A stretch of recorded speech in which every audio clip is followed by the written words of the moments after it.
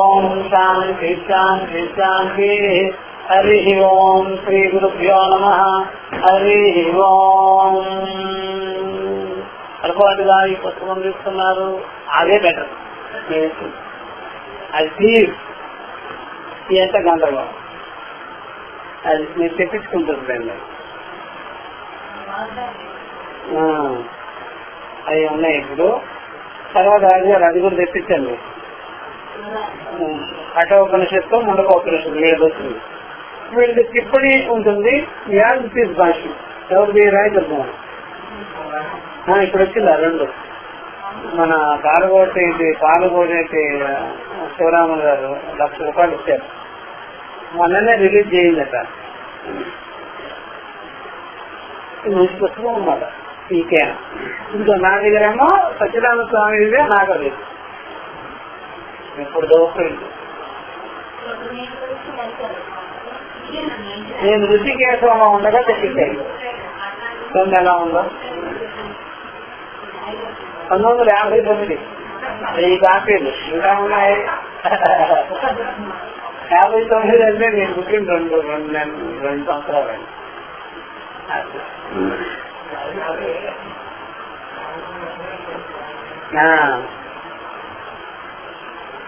ఈ కేనోపనిషత్తు తలవకార శాఖ నుండి తీసుకోబడింది. తలవకార శాఖ అని పేరు ఈ కేనోపనిషత్తు. తలవకార శాఖ అది తలవకారోపనిషత్తు అని కూడా పేరు. తలవకార ఉపనిషత్తు అని కూడా పేరు.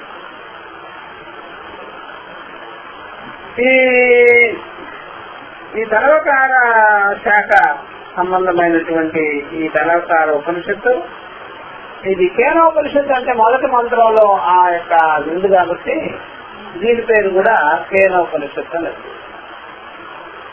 కేనోపనిషత్తు అని పేరు పెట్టి ఈ కేనోపనిషత్తు విచిత్రం ఏంటంటే మొట్టమొదట దీనికి 2 భాషలు రాశారు శంకర్ గారు. విభాష ఒకటేమో పదభాష్యము, రెండోదేమో వాక్య భాష. అసలు బాగా చూసినట్లయితే వాక్య భాష్యము ఎవరికో మనకు తెలియదు, కానీ శంకర పేరుతో నడుస్తుంది. శంకర్ వారు ఎక్కడైనా సరే పదభాష్యమే రాస్తారు అన్నిటికీ. ఈశ, కేన, కట, ముండక, ఈవెన్ గీత, చాందోగ్య ఇత్యాది అన్ని ఉపనిషత్తులకి పదభాష్యమే రాస్తారు. ఆయన పద్ధతి అంటే, ఆయన శైలి అంటే పదభాష. పదభాష్యం అంటే పదాలకు భాష. సెంటెన్స్ కి భాష్యం రాయడం అసలు ఒప్పుకోరు. పదాలకే రాయడం అనేది ఒక ఆయనకి ఆనవాయితీ. ఇది ఎవరో రాసి ఆయన మీద పెట్టేసి ఎందుకయ్యా అట్లా అంటారు మీరు అంటే, చదువుతుంటే రుచిగా ఉండదు. అది చదువుతుంటే అనిపిస్తుంది. ఒక్కటేసుకొని పోయాను. శంకర అలా అడుగున ప్రతి దాన్ని క్షుణ్ణంగా పరిశీలన చేసే ముందు పోతారు. ఊరికే అలాగా అయిపోయింది చెప్పే రకం కాదు. అదొకటి. 2 భాషల్లో మనం చెప్పుకునేటువంటిది ఒకటే చెప్తాం, పదభాషనే చెప్తుంటాం. కాబట్టి ఇది తలవకార శాఖ.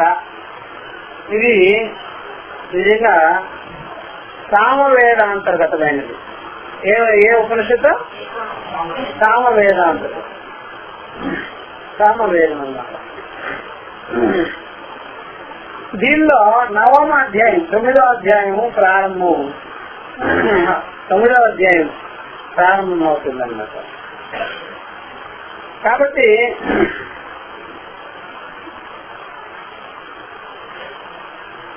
అంతకుముందు 8 అధ్యాయులు కూడా కర్మ ఉపాసనల గురించి చెప్పుకొచ్చారు. ఈ 9వ అధ్యాయం నుంచి ఈ జ్ఞానానికి ప్రాధాన్యత, బ్రహ్మ జ్ఞానానికి, వస్తుతంత్ర విద్యకి అది అక్కడ తెలుసుకోవాలి. 9వ అధ్యాయం నుండి ప్రారంభం. సరే, అన్నిటికీ ఉన్నట్టుగా శాంతి మంత్రాలు దీనికి ఉన్నది. ఇదేమిటయ్యా అంటే ఈ శాంతి మంత్రం ఆప్యాయంతో మమాంగాని. సరే, ఇలా చెప్పేది ముందు పోదాం. మొట్టమొదటి ఉంది కదమ్మా, పేజీ చెప్పండి. ఆప్యాయంతు మమాంగాను చెప్పండి అక్క.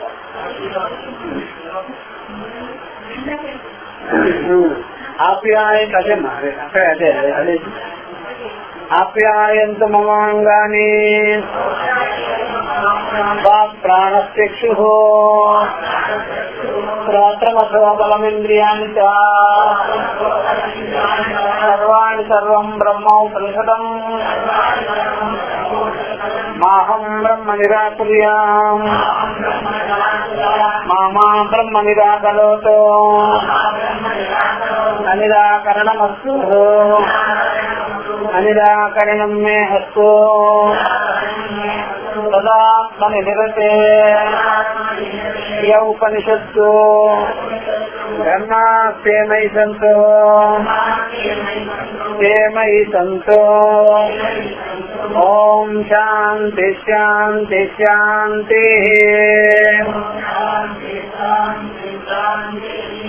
సరే, ఈ యొక్క పరబ్రహ్మతత్వాన్ని ఓం పరమాత్మ బ్రహ్మ పరమాత్మానం బ్రహ్మానం ఈ ప్రార్థన అన్నమాట. ఆయనకి ఆప్యాయంతు మమాంగాని, మమ అంగాన్ని ఆప్యాయంతు అంటే రక్షించు, మా అంగాలంతా కాపాడండి, బాగా చూసుకోండి. ఏడు అంగాలు, తెలియని అంగాలు వాక్ ప్రాణి, వాక్ ప్రాణ చక్షు శ్రోత్రం మరియు బలం ఇంద్రియానిచ సర్వానిచ సర్వం అన్నిటినీ ఎందుకు కాపాడాలి?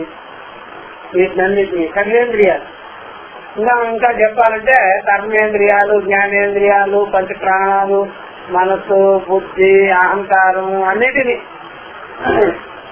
రక్షించండి, కాపాడండి, పాలించండి, పోషించండి, ఆదుకోండి. వీటిని ఈ అంగాలు, శరీర అంగాలు మనకు స్థూల ఇంద్రియాలైనా సూక్ష్మ ఇంద్రియాలైనా, స్థూల శరీరమైనా సూక్ష్మ శరీరమైనా ఇవి కానీ ఆ విద్యా సమయంలో మనకి సరిగ్గా లేదనుకోండి అనేక ఆటంకాలు. సంసారానికి ఆటంకం వచ్చినా పర్వాలేదు కానీ, ఒట్టు కట్టేసినా పర్వాలేదు కానీ విద్య కట్టేరాదు. విద్య చాలా మందికి అవయవాలన్నీ బాగా ఉండే విద్యకు దూరంగా ఉన్నారు. విద్య అసలు వదిలేస్తున్నారు. అది బాగా చూసారా, గంగా ఒడ్డున గంగా నది ఒడ్డున ఉండి కూడా కొళాయి నీరు స్నానం చేసేవాళ్ళు ఉంటారు. అట్లాగా జనాలందరూ ఈ ప్రకారంగా ఆశ్రమాల్లో ఉంటారు, అన్ని చోట్ల ఉంటారు, సాగతులు అనుకుంటారు, సన్యాసులు అనుకుంటారు, బ్రహ్మ విద్యకు దూరం. సరే, అప్పటికి కూడా వాళ్ళ అంగాలు వాళ్ళకి ఉపయోగం లేకుండా పోయింది. అంగాలకు రోగమే అని కాదు, ద్వైత భావంలో ఉండటం కూడా రోగమే.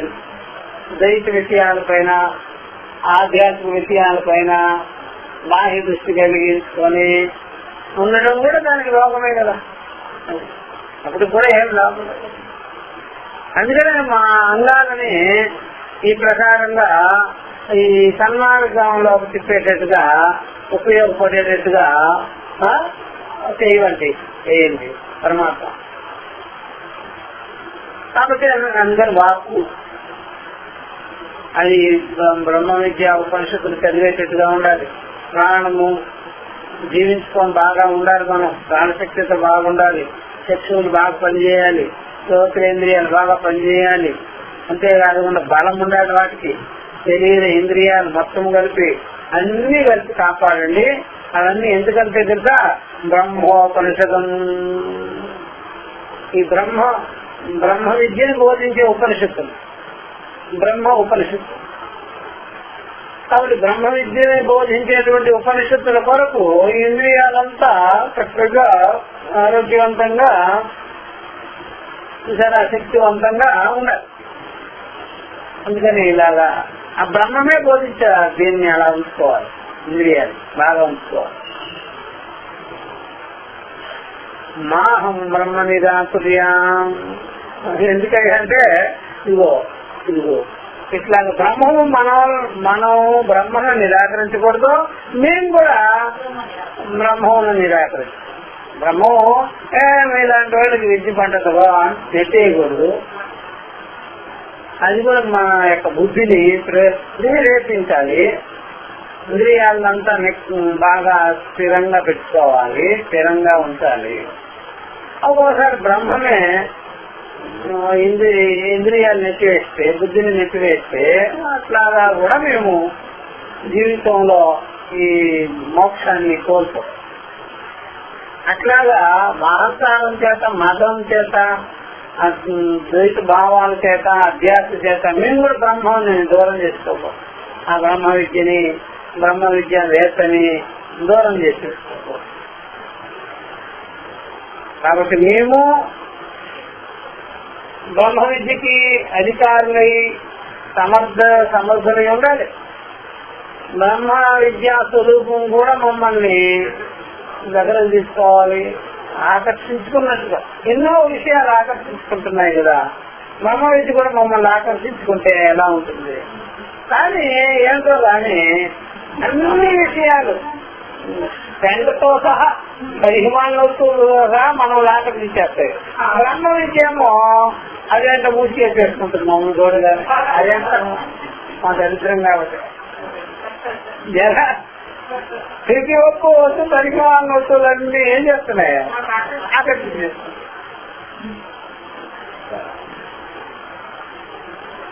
ఇట్లాగా ఈ తలుపు తరగతి మెలుస్తూ ఉంటాయి చూసారా కొన్ని, ఆ కాగితాలు కానీ అవన్నీ బంగారం అని గుర్తిస్తాయి. మనం ఎకామంలో తీసుకుంటామండి. ఏంటది బంగారం అని ముట్టి గుంజుకి ఎండని పరిగెత్తుతూ ఉంటాం. కానీ బ్రహ్మ విద్య మాత్రం అలా లాక్కోవచ్చు కదా, మనం అందరినీ లాగి తన వైపు తిప్పుకోవచ్చు కదా. అదేమో ఆమె దూరం నెట్టారు. బ్రహ్మ విద్య మాత్రం ఎవరిని దరిదాపులకు రానికుండా, ఏదో పిఎం గారు వస్తే ఎక్కడో మనం బాధికాయలు కట్టించి దూరంగా మనం వెహికల్స్ అంతా తీసేసినట్టుగా వాడు ఇక్కడ ఉంటే 10 మైళ్ళ దూరంలో ఆపేస్తుంది జనాన్ని. అలా బ్రహ్మ విద్య కూడా 100 మైళ్ళ దూరం, 100 జన్మల దూరం ఆపేస్తుంది జనాన్ని. అట్లా ఎందుకు చేస్తుంది ఈ బ్రహ్మ విద్య? అందులో ఇలాంటి ట్రబుల్స్ కలిగించకుండా మమ్మల్ని అనుగ్రహించాలి అని కోరుకుంటున్నారు ఎవరు? విద్యార్థి.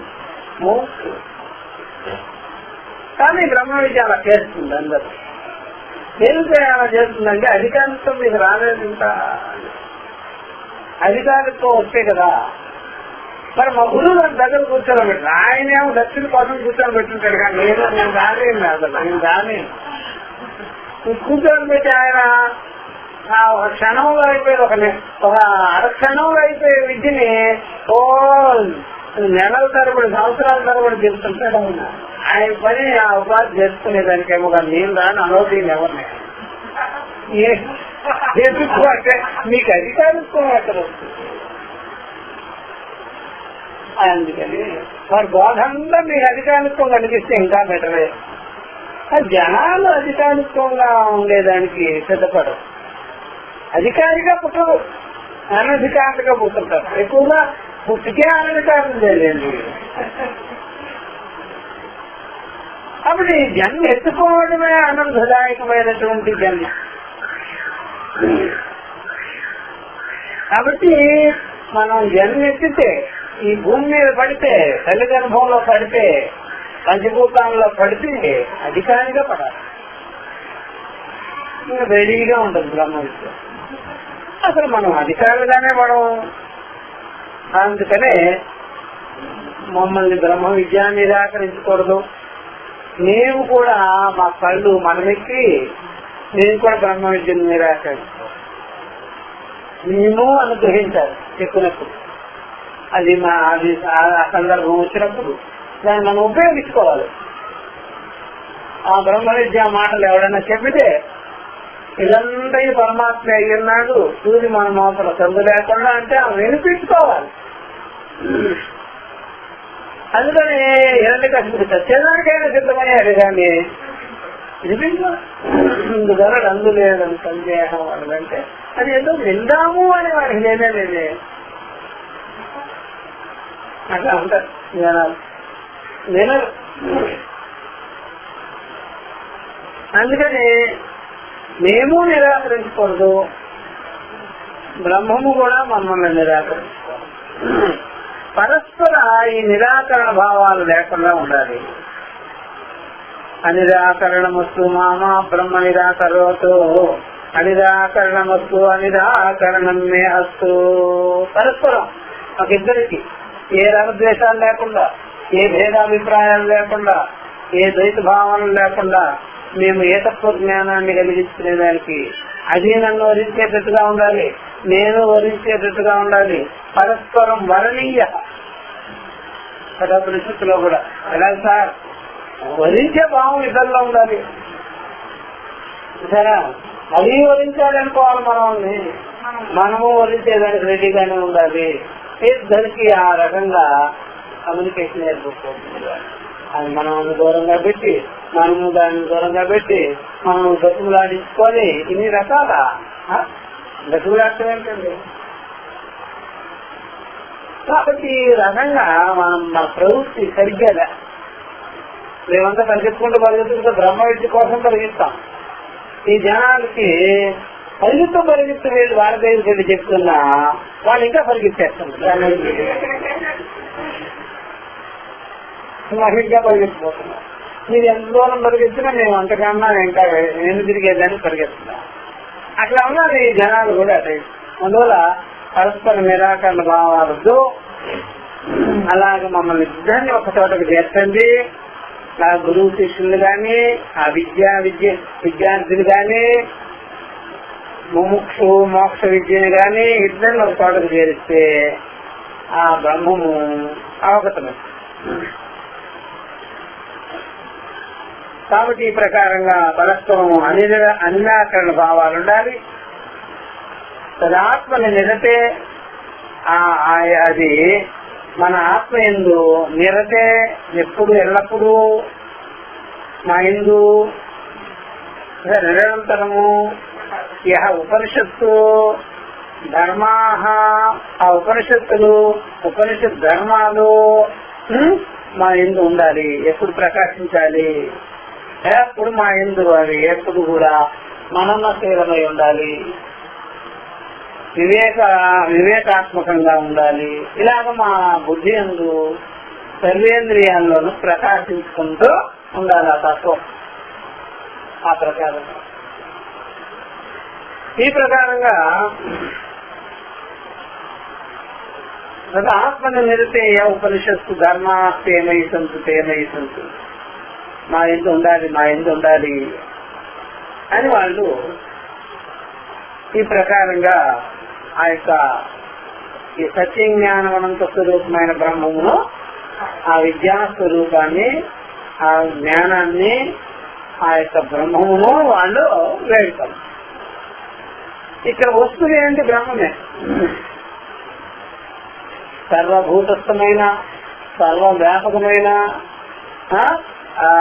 అన్నిటికీ ముందున్నటువంటి, కాలదేశాలకే ముందున్నటువంటి, కాలదేశాల తర్వాత దాని ఎందే కల్పింపబడిన అలాంటి తత్వాన్ని వాళ్ళు వస్తువుగా చేస్తున్నారు.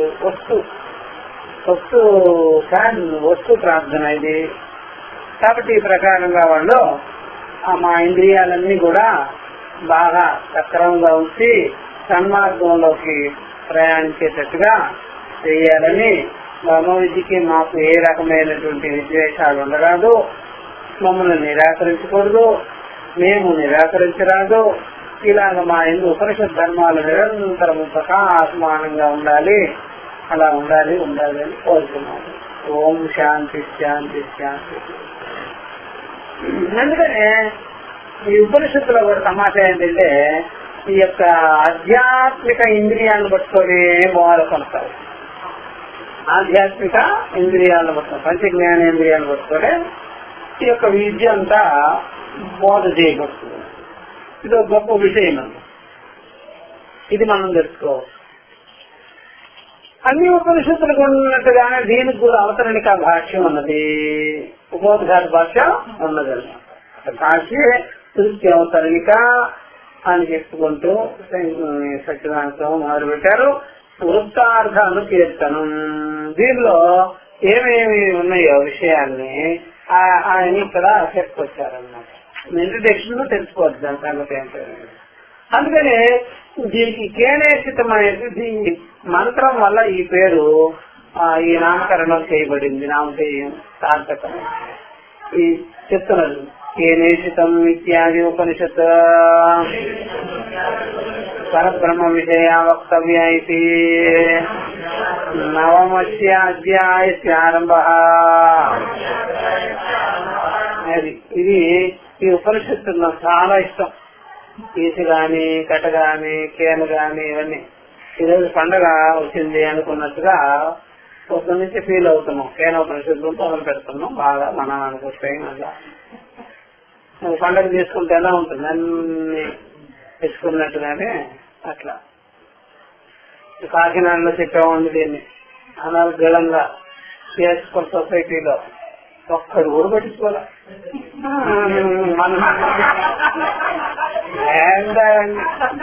బోరింగ్ చెవులు, అన్ని బోరింగ్ చెవులు. ఇది అయితే అది వెళ్ళిపోయాను.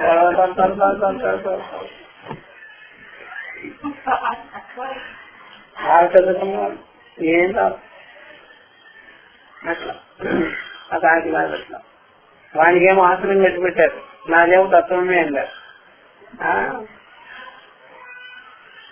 కేనేషితం ఇత్యాది ఉపనిషత్తు పరబ్రహ్మ విషయ వక్తవ్య ఇది నవమస్య అధ్యాయస్య ఆరంభః.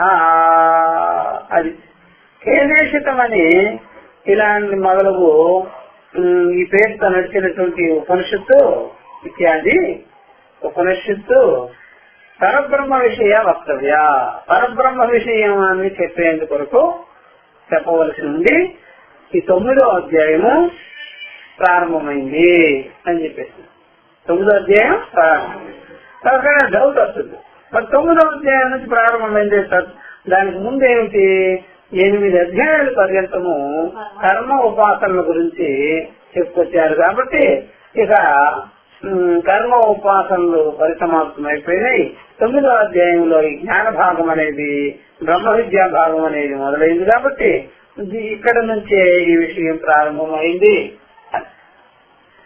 దాన్ని చెప్తున్నారు చూసారా. ఇప్పుడు అంటున్నారు ప్రాగే తస్మాత్ కర్మాణి అశేషతః పరిసమాపితాని సమస్త కర్మాశ్రయభూతస్య చ ప్రాణస్య ఉపాసనాని ఉక్తాని కర్మాంగ కామ విషయాని చ అనంతరం చ గాయత్ర కామ విషయం దర్శనం వంశాంతముక్తం. అది ఈ ప్రకారంగా ప్రాగ్ ఏతస్మాత్ ప్రాక్ ఏతస్మాత్ నవమాధ్యాయస్య ప్రాక్ అష్ట అధ్యాయ అదంతా. కాబట్టి 8 అధ్యాయాలు గడిచిపోయినవన్నీ కూడా అశేషత కర్మాన్ని పరిసమాప్తాలు. అశేషంగా సంపూర్ణంగా పూర్తిగా అదంతా కర్మలన్నీ కూడా పరిసమాప్తం చేసుకున్నాం అక్కడ. ఇప్పుడు 9వ అధ్యాయం నుండి బ్రహ్మ విద్యా భాగం, వస్తుతంత్ర విషయము, జ్ఞాన భాగం మొదలైంది. సమస్త కర్మాశ్రయభూతస్య ఏమిటయ్యా అంటే అన్ని కర్మలకి ఆశ్రయభూతమైనటువంటి ఈ యొక్క ప్రాణ బ్రహ్మోపాసనాలన్నీ కూడా చెప్పాను. అన్ని కర్మలకి ఆశ్రయం అదే. జ్ఞాన క్రియాశక్తి యుక్త ఉభయాశ్రితత్వేపి క్రియా ప్రాధాన్యత్వేన సమస్త కర్మాశ్రయ కర్మాశ్రయభూతస్య ఇత్యుక్తి. జ్ఞాన క్రియలకు ప్రాణం ఉండాలన్నమాట. ప్రాణోపాసన, ప్రాణాత్మ, ప్రాణబ్రహ్మము, సూత్రాత్మ అంటారు కదా, హిరణ్య గర్భుడు అది. కాబట్టి అన్ని కర్మలకి ఆశ్రయభూతుడైనటువంటి ఈ ప్రాణము ఈ ప్రాణ ఉపాసనాదులన్నీ కూడా ఇదివరకే చెప్పబడ్డాయి 8 అధ్యాయాల్లో. అంటే ఇక్కడ ఉపాసనా భాగాలు ఏమీ లేవన్నమాట. కర్మాంగ సామ విషయాన్ని అంతేకాకుండా కర్మకి అంగభూతమైనటువంటి సామాది విషయాలను కూడా చెప్పేస్తున్నారు. కర్మకి అంగభూతమైనటువంటి సామాది విషయాలు అనగానే సామవేదాంతర్గతంగా చెప్పబడినటువంటి ఆ యొక్క క్రియా విశేష వ్యవహారాలంతా కూడా చెప్పేసినారు. అది కూడా అయిపోయింది. సామవేదంలో ఎక్కువ శాతం గాన ప్రధానమే చెప్పబడేటువంటివన్నీ కూడా చెప్పేసినారు. కాబట్టి దానిలోనే అక్కడ శాంతి భౌతికం అనేది శాస్త్ర భౌతికం అనేది సామ విషయాల్లో వస్తుంది. శాంతి భౌతికము శాస్త్ర భౌతికము అనేటువంటి శాంతి భౌతికం అంటే పంచభూతాలకు సంబంధించింది. శాస్త్ర భౌతికం అంటే ఆ విధంగా ఇంకా కొన్ని కలుపుకొని దానిలో పంచభూతాలే కాకుండా మనసు బుద్ధిని పెట్టుకొని చేసేటువంటి కర్మకాండంతా కూడా అవన్నీ చెప్పేసినాం. అవన్నీ దానిలోకి వస్తాయి ఉపాసన. అనంతరం తదుపరి ఇంకా విశేషమైనటువంటి కర్మలు గాయత్రి సామ విషయాన్ని కూడా చెప్పారు. గాయత్రి మంత్ర ఉపాసనాదులు, అలాగే సామ వేద ఉచ్చారణాదులు ఇవన్నీ కూడా చెప్పడం జరిగింది. గురు శిష్య పరంపరగానే అందులో వంశాంతముక్తం అన్నట్టు.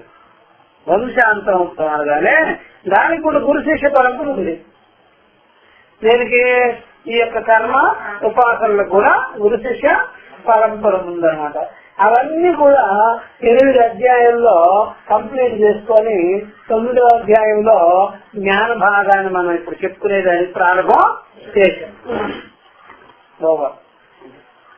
ఇప్పుడు చెప్తున్నారు 2వ భాగం. కర్మిణాం త్రయీ గతి. కర్మిష్ఠులకి 3 గతులుంట. కర్మిష్ఠులకి 3 గతులు. ఒకటి ఈ లోకము, రెండోది ఆ యొక్క స్వర్గలోకము పితృలోకము, మూడోది నీచమైన జన్మలు. నీచమైన జన్మలు కాబట్టి ఎవరైతే ఆ యజ్ఞహోమాదులు ఉపాసనలు అవన్నీ ఆచరిస్తారో వాళ్ళకంతా కూడా పితృలోకము దేవలోకం ఉత్తరాయణ. ఎవరైతే కేవలం కుటుంబాలకు సంబంధించిన కర్మలు చేసుకుంటూ ఈ కుటుంబ వ్యవహారాల్లోనే ఉంటారు చూసారా, పుత్రుడు భార్య పిల్లలు వాటి కోసమే ప్రాగులాడుతుంటారే వాళ్ళకి దక్షిణ మార్గ గమనం. దక్షిణ మార్గ గమనం అలా ఉండి మళ్ళీ ఇక్కడ పుడుతూ ఉంటారు. పుణ్యమని పాపమని ధర్మమని అధర్మమని తీసుకొస్తారు.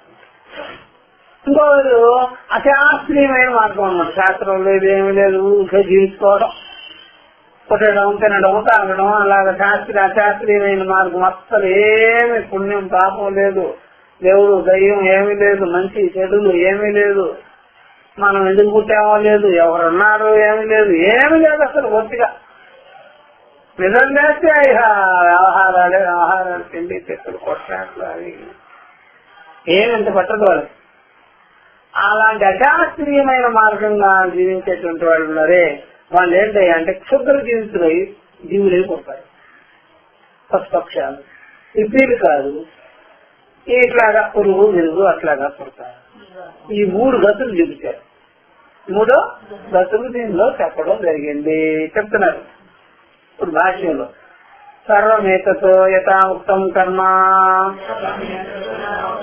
కర్మకి జ్ఞానం.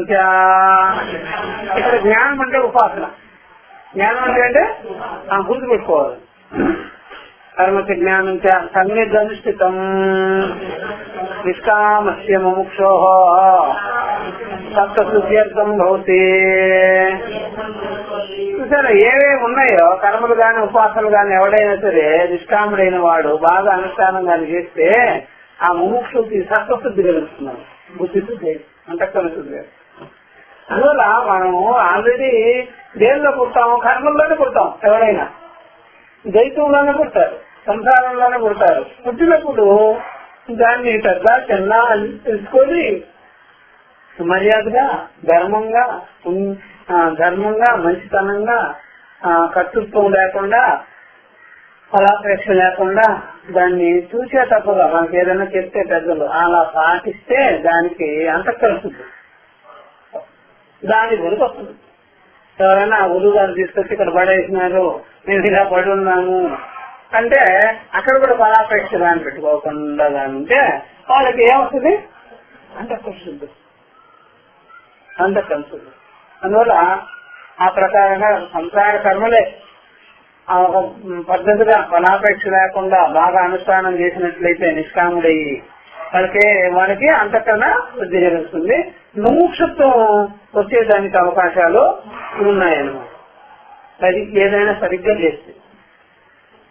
ఇంకా మన అహంకారం పెంచుకోవడం, కర్తృత్వం పెంచుకోవడం, ఫలాపేక్ష పెంచుకోవడం ఇట్లాంటివన్నీ చేస్తే మాత్రం అది కూడా పోతుంది. అది కూడా పోయి మామూలు వాళ్ళు అయిపోతారు. ఒకటి అప్పుడు నిష్కాముడై ఉండేవాడికి మామూలు వ్యావహారికమైన కర్మలు చేసుకుంటూ నిష్కాముడుగా ఉండేవాడికి ఫలాపేక్ష లేకుండా జీవితాన్ని చక్కగా ఆ విధంగా నడిపించుకుంటే వాడికి సకాలంలో వివేకం కలిగేటువంటి యోగ్యత ఏర్పడిపోతుంది.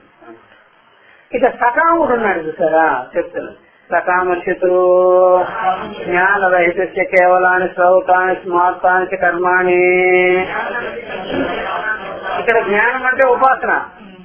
ఉపాసన లేకుండా, ఉపాసన అంటే మానసికమైన కర్మ లేదు, మానసికమైన భావాలు లేకుండా కేవలం దేహ కర్మలే చేసుకోవడం, కేవలం దేహ కర్మలే చేసుకోవడం. దేహానికి స్థూల దేహం ఫిజికల్ కర్మకాలను అంతా చేసుకుంటూ మానసికంగా ఏం చేయకపోవడం. అందుకనే ఎప్పుడైనా సరే గుడి గోపురానికి వెళ్ళినప్పుడు కాసేపు కూర్చోండి అంటే మానసికంగా ధ్యానిస్తాననే ఉద్దేశిస్తారు. లేకపోతే కూర్చునేదానికి ఏమి లేదు అంటే కర్మకాండే కాదు, కేవలం స్థూల కర్మకాండే. ఆ ప్రకారం ఎవరైనా సరే కేవలం సకాముడైన వాడు కర్మకాండ చేసుకుంటూ మానసికంగా భావన ఏమీ చేయకుండా దాన్ని ఉండినట్లయితే చివరికి ఆ ప్రకారంగా శ్రౌత కర్మలు స్మార్త కర్మల్ని అనుష్ఠానం చేస్తూ ఈ ధ్యానాదులు లేకుండా, తపస్సు లేకుండా, దేవతా భావన లేకుండా చేస్తుంటాడు కదా, వాడికి దక్షిణ మార్గ ప్రతిపత్తి, దక్షిణ మార్గ గమనం. దక్షిణ మార్గమే పదమది. దక్షిణ మార్గ ప్రతిపత్తి నీతి కాదు, దక్షిణ మార్గ ప్రతిపత్తి అయ్యే పునరావృత్తి అయితే భవంతి. మన పుణ్య పితృలోకానికి వెళ్ళడం, మళ్ళా అక్కడ కొంతకాలం ఉండడం, కర్మఫలం పుణ్యాన్ని అనుభవించుకోవడం, మళ్ళా దిగుకి రావడం. ఇదన్నమాట రెండో మార్గం. మొదటిది ఏమిటండి? అంతఃకరణ శుద్ధి. రెండవది ఏంటండి? దక్షిణ మార్గ ప్రతిపత్తి. చూసారా, దక్షిణ మార్గ అది. మీరు ఇప్పుడు ఉత్తరాయణం చెప్పలేదు అన్నారు కదా, ఆ ఉత్తరాయణం కూడా దీంట్లోకే వస్తుంది. దక్షిణ మార్గ ప్రతిపత్తి ఉత్తరాయణం. కాబట్టి దక్షిణ మార్గ ప్రతిపత్తి పునరావృత భవంతి అని చెప్పేసి. ఇక మూడవది చెప్తున్నారు, స్వాభావిజ్ఞాతో అజాత్రీయ. స్వాభావికంగా అంటే అజ్ఞానంతో పుట్టడమే, అజ్ఞానంతో జీవించడమే. అది అశాస్త్రీయం. శాస్త్రీయతయే లేదు జీవితంలో. ఒక శాస్త్రంలో ఏం చెప్పింది అదేమి లేదు. చాలా మంది బయట వాళ్ళు, బయట వ్యవహారంలో ఉండేవాళ్ళు ఉన్నారు కదా, అన్నిటికీ శాస్త్రంలో అలా చెప్పారు ఇలా చెప్పారంటే వాస్తు, లేకపోతే ఇంకేంటంటే జంప్ చేసుకోమన్నారు, అమాంగ తెలుసుకోమన్నారు. ఈ రకమైనటువంటి నల్లరాయి, ఆ రాయి, ఈ రాయి తగిలించుకోమన్నారు. ఎవరిలో చెప్పిందంటే శాస్త్రం. అంతే, ఇంక దేనికి పనికిరాదు శాస్త్రం. అది తిండి శాస్త్రం లాగా ఉందే కానీ అదేమో మామూలు శాస్త్రం లాగా కనిపించడం వల్ల ఇది శాస్త్రం అనుకునేది ఈ టైపే. దీనికి మనకు వస్తుంది శాస్త్రం అంటే. ప్రతి ఒక్కరు పల్లెటూరులో గొప్ప శాస్త్రజ్ఞులే. ఇంకేది విధి నిషేధం. కుడికాలు పెట్టు అంటుంటారు, ఎడకాలు పెట్టకూడదు, కుడికాలు పెట్టు అట్లా. చూసారా, ఇవన్నీ ఈ టైప్ లో ఉంటాయి చూడండి. ఈ నొత్తులు పెట్టు, ఈ కుడికాలు పెట్టు, పసుకుంగాలు, అది ఇది అని ఉంటాయి కదా, దాంట్లో ఆరితేరినారు శాస్త్రం. అంతే తప్ప బ్రహ్మ విద్యుల గురించి చెప్పే శాస్త్రమే లేదు. అదేమో అశాస్త్రం, ఇదేమో శాస్త్రం జనాలు. కాబట్టి పునరావృతి స్వాభావిక్యాలు స్వభావంగానే అజ్ఞానంతో పుట్టినటువంటి జనాలు అశాస్త్రీయ ప్రవృత్తిగా అశాస్త్ర ప్రవృత్తితో కూడుకొని ఉండేవాళ్ళు పశువాది స్థావరాంత అధోగతి చాట్ పశువాదులు వలే, పిపీలికాదులు వలే, క్షుద్ర జీవులు వలే అధోగత్వాలు. ఇంకా వాళ్ళకి అదే రొటీన్, దాంట్లో పుట్టుకుంటూ చదువుకుంటూ అలాగ పడు. అందుకనే దీనికి సాంతోక్యంలో చెప్పబడినటువంటి ప్రమాణాలను కూడా చూపించేస్తున్నారు. అత ఏతయో పతోహో అన కతరేణ నాని శుద్రాన్ని అసకృదావర్తిని భూతాని భవంతి జాయస్వం రియస్వ ఇది ఏతత్ తృతీయం స్థానం ఇది శృతే. ఈ రెండింటికన్నా కూడా భిన్నమైనటువంటిది మరొకటి ఉంది కదా, మూడవది. అది ఇదిగో ఇలాగా ఇమాని క్షుద్రాన్ని, ఇదిగో మనకు కనిపించేటువంటి క్షుద్రాన్ని, చీమలు, దోమలు, అలా క్రిమి కీటకాంగులు ఆ రకమైనటువంటి జన్మం నుంచి కావడం పుట్టడం చేస్తూ ఉంటాయి. ఇది మూడవ గతి. 3 గతులు. ఒకటి సత్వశుద్ధి కొరకు, అది ఆయన ఇక్కడ ఉత్తరాయణం చెప్పరా, అది కూడా కలుపుకుంటే పోయా. అది మాత్రం అంతఃకరణ శుద్ధి, అది గతి కాదు ఇక్కడే. అందుకని ఉత్తరాయణ గతి ఇక్కడ చెప్పకపోయినా మనం పెట్టేస్తున్నాం. ఉత్తరాయణ గతి ఒకటి, అదే ఉపాసనలు, కేవలం ఓన్లీ ఉపాసన, తపస్సు వదైదాన్ని. దక్షిణాయనం కేవలం యజ్ఞహోమం, అది కదా అన్ని చోట్ల కనిపిస్తుంది. కేవలం దేవతా ఉపాసన చేసేవాడేమో దేవతా లోకాలకు పోతారు, అది ఉత్తరాయణ గతి. అర్థమైందా? కేవలం యజ్ఞహోమాదులే చేస్తున్నాడు కానీ దేవతా ఉపాసన చేయడంలా అలా ప్రేక్ష పెట్టుకోవాలి. వీడేమిటి? దక్షిణ మార్గ ప్రశ్న, దక్షిణాయనం. ఉత్తరాయణము మూడోది అసలు శాస్త్రం లేదు, ఏమీ లేదు. ఆయన పుట్టడమే అజ్ఞానంతో పుట్టడం, తిండి తిప్పలతోనే బతికేయడం. వాడేంటి? టిఫిన్ కాలాగా, పశుపక్షాదులాగా, క్రిమి కీటకాదులాగా పుట్టడం. లేకపోతే ఈ క్రిమి కీటకాదులు మన ఎందుకు వస్తాయి ఇవన్నీ? అట్లా ఆ టైప్ వాళ్ళు. ఇక ముముక్షు అయ్యేదానికి మొదటిది అది వేరు. ఈ గతుల్లోకి రాదు అసలు నిజానికి, అది వేరు. ఎవరైనా ఏదైనా సరే ఫలాపేక్ష లేకుండా బాగా అనుష్ఠానం చేసి అంతఃకరణని శుద్ధి చేసుకునేవాడు, అది వేరు. అది కూడా చెప్పేసాను. అంటే 3 చెప్పాడు ప్లస్ అది చెప్పాడు, అది. కాబట్టి ఈ 3 సకామానికి చెందింది, అదేమో నిష్కామానికి చెందింది. అట్లా తీసుకోవాలన్నమాట. చాలా చోట్ల ఇవన్నీ వస్తుంటాయి మనకి. ఇప్పుడు చెప్తున్నాను, ప్రజా దృష్టిలో అత్యాయమీయు ఇతి మంత్రవర్ణాత్, అది. కాబట్టి ఈ 3 ప్రజలు ఉన్నారు కదా జనులు, ఈ ప్రకారంగా వాళ్ళు చేసుకుంటూ ఉంటారు కర్మకాండని. ఇలాగా ఈ 3 కూడా ప్రజలంతా కూడా శాస్త్రీయ మార్గం అతిక్రమ్య మార్గాంతరేణ గతాః ఇత్యర్థః. ఈ మూడోవాడు ఈ శాస్త్రీయ మార్గాన్ని కప్పిచేసేసి వేరే మార్గంలో పడిపోతారు. మూడోవాడు ఎవరు? మామూలు స్వాభావికంగా అజ్ఞానంతో పుట్టినవాడన్నమాట. అట్లా. కాబట్టి ఈ ప్రకారంగా కర్మిష్ఠులు యొక్క గతుల గురించి చెప్పారు. స్పెషల్ గా ఇంకొకటి ఏంటంటే, బాగా అనుష్ఠానం చేస్తేనే ఎవడైనా సరే ఆ యొక్క అంతఃకరణ శుద్ధి కలుగుతుంది. లేకపోతే కలగదు. ఇప్పుడు చెప్తున్నారు ఆ యొక్క నిష్కాముడైన వాడి గురించి చెప్తున్నారు. విశుద్ధ సత్వస్థితో నిష్కామేవా బాహ్యాత నిత్యాత సాధ్య సాధన సంబంధాత్ ఇహ కృతాత్ పూర్వకృతాత్ వా సంస్కార విశేష ఉద్భవాత్ విరక్తస్య ప్రత్యేగాత్మ విషయ జిజ్ఞాస ప్రవర్తతే. ఇది అండర్లైన్ చేసుకోవాలి. అదే తద్వస్తు ప్రశ్న ప్రతివచన లక్షణయా దృష్ట్యా ప్రదర్శ్యతే ఏనేషతమిత్యాజ్యయా. విశుద్ధ సత్వస్థితు అయితే మరి పైన చెప్పబడినటువంటి కర్మలు గాని ఉపవాసాలు గాని వాటి ఎందుకు కామ్యము లేకుండా కామ్య దృష్టి లేకుండా సాధన దృష్టి పెట్టుకొని అంతఃకరణ శుద్ధి కోసమే పాటుపడిన వాడు ఎవడన్నా ఉంటాడు కదా. అనుగ్రహం కావాలి, అనుగ్రహం కావాలి, మీ ఆశీస్సులు కావాలి, ఆశీస్సులు కావాలి, నాకు ఏమొద్దు, నేను బాగుపడాలంటే ఏం చేయాలి, నాకు ఏదైనా చెప్పండి చెప్పండి అనుకునే వాళ్ళు ఉంటారే, వాళ్ళకి అంతఃకరణ శుద్ధి కలుగు.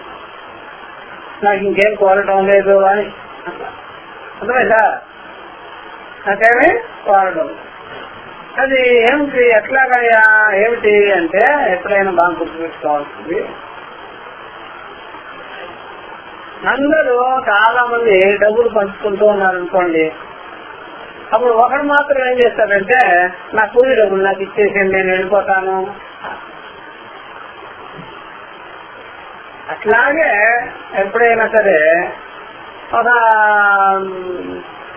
క్లబ్ అనుకోండి, తాగుబోతుల క్లబ్ అనుకోండి, అక్కడ అందరికీ వాడు మద్యం పోస్తున్నాడు అనుకోండి.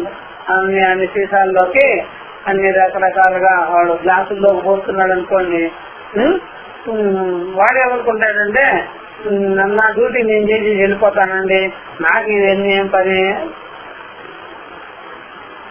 ధర్మం లేదులాగా వాడి సంసారంలో వాడు ఎక్కడికి వచ్చినా సరే వాడి పనేదో వాడు చేసేసుకొని ముక్కు మూసుకొని వెళ్ళిపోతుంటాడు.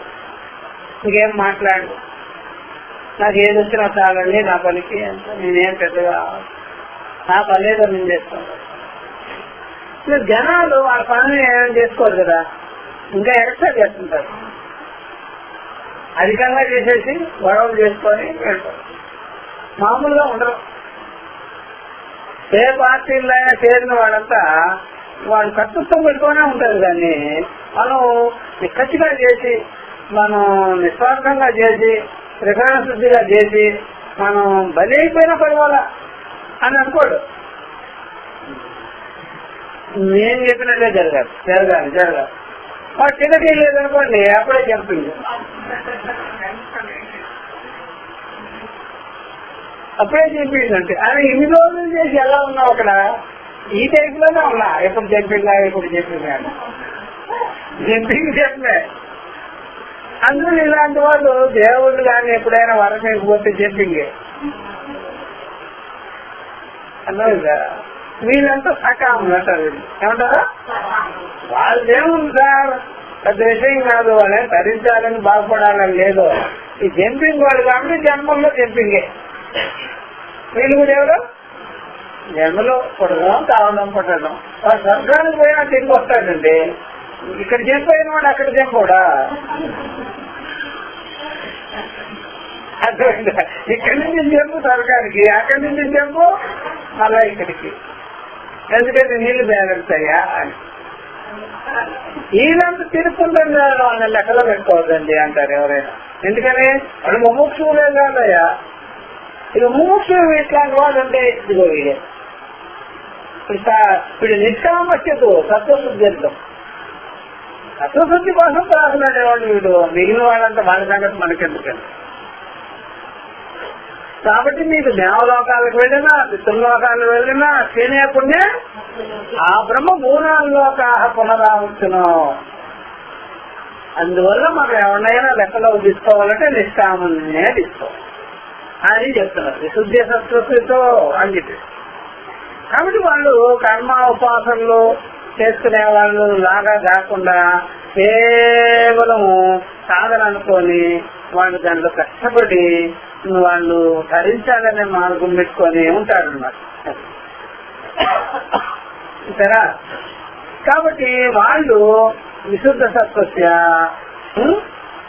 అంతఃకరణ శుద్ధి చేసుకున్నవాడు, నిష్కాముడు. అంటే శబ్దం చేత వాళ్ళని నెగెక్ట్ చేయడు. కర్మలు ఉపాసనలు కర్తృత్వ భావంతో ఫలాపేక్ష భావంతో కాకుండా చేసేవాడు.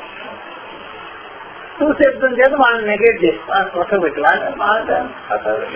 ఇతను సంగతి చూడండి. నిష్కామస్య ఏవో ఆ నిష్కాముడు ఉన్నాడు కదా, అతడికి బాహ్యాతో అనిత్యాలు, బాహ్యములైన అనిత్యములైన సాధన సాధ్య సంబంధముల నుండి ఆయన విరక్తి చెందారు. బాహ్యములైన బాహ్యాలే కదా ఇవన్నీ, ఏమైనా ఆత్మకు సంబంధించుతానున్నాయా, ఏమన్నా లోపల వివేకాన్ని కలిగించాయా, చిత్తశుద్ధిని కలిగించాయా, ఇదే వాటి నుండి ఆ సాధనలు అనిత్యమైనటువంటి వాటి నుండి సాధన సాధ్య సంబంధాల నుండి ఆయన వెనుదిరిగాడు. ఎవరో ఈతను అంతేకాకుండా అతడికి ఒక మాట, ఇహ కృతాసవా పూర్వకృతాసవా సంస్కార విశేష ఉద్భవాత్ విరక్తస్య ప్రతిగాత్మ విషయ జిజ్ఞాస ప్రవర్తన. అది ఇప్పుడు ఈ జన్మలో చేస్తుందో పూర్వ జన్మలో చేస్తుందో ఏమో మాకు కూడా తెలియదు, కానీ ఎప్పుడుదో కానీ అది ఈ జన్మలో చేస్తుందో పూర్వ జన్మలో చేస్తుందో సంస్కార విశేష ఉద్భవం కలిగింది. గొప్ప సంస్కారం, విశేషమైన సంస్కారం కలిగింది. ఏమని, నాకు ఆత్మజ్ఞానమే కావాలి, నాకు బ్రహ్మ విద్య కావాలి, నాకు జ్ఞానమే కావాలి, నాకు మీరు ఏది చెప్పినా వద్దు వద్దు వద్దు అంట. నేను ఎన్ని రోజులైనా అలా పెండింగ్ లో ఉంటా, బ్రహ్మ విద్య కావాలి, ఇంకా దాంట్లో దీంట్లో బాగుంది, అలా ఇలా వెళ్ళను. అది విశేషమైన సంస్కారం ఉంటుంది. అందుకనే అతడు దీనికోసమే పరితపిస్తుంటాడట ఎవరో కాబట్టి ఆ రకమైన సంస్కారం, ఆ రకమైన దృష్టి మరి ఇప్పుడు చేస్తుందో ఎప్పుడు చేస్తుందో సామాన్యంగా. కాబట్టి ఇహకృతార్థవా పూర్వకృతార్థవా, ఇప్పుడు ఈ జన్మలో చేసుకుందో మరి గతంలో చేసుకుందో ఎప్పుడుదో గాని ఆ సంస్కార విశేష ఉద్భవం వల్ల ఆ విరక్తుడైపోయాడు. విగత రాగం పెట్టేసింది, దేని మీద రాగం పెట్టుకోరా, బ్రహ్మ విద్య మీదే ఆయనకు దృష్టింది. ఇక ఏ విషయాల మీద రాగం అనేది లేదు. కాబట్టి ఎవరికైనా సరే వైరాగ్యం అనేది బాగా ఉండాలి. వైరాగ్యము అంటే అదేంటండి, ఇదేమిటండి, అది కొద్ది రోజులు చేస్తాను, ఇది కొద్ది రోజులు చేస్తాను, అక్కడికి పోతాను ఇక్కడికి పోతాను అనే భావాలు వదిలేస్తున్నారు. అది వైరాగ్యం. నాకు కావాల్సింది బ్రహ్మ విద్య, నేల్లోకి వెళ్ళాలని లేదు. మనం ఏంటంటే అన్నిట్లో ఏది పెట్టి చూడాలి, అన్నిట్లో తల మనకారు వేయాలి. అలా అన్నిట్లో తల దూస్తున్న విషయమే లేదు. మనం ప్రతి దానిలో పెట్టి చివరికి ఎక్కడ ఇసుకుపోయినది అనుకోండి తల ఇంకంతే వల్ల అట్లాగే వదిలా బాబు దాంట్లో దోచుకో, దాంట్లో ఏమీ లేదని చెప్పవచ్చు. ఎప్పుడైనా సరే ఒకసారి పిలిచి ఏం పోద్దండి నిజమో అంటున్నా.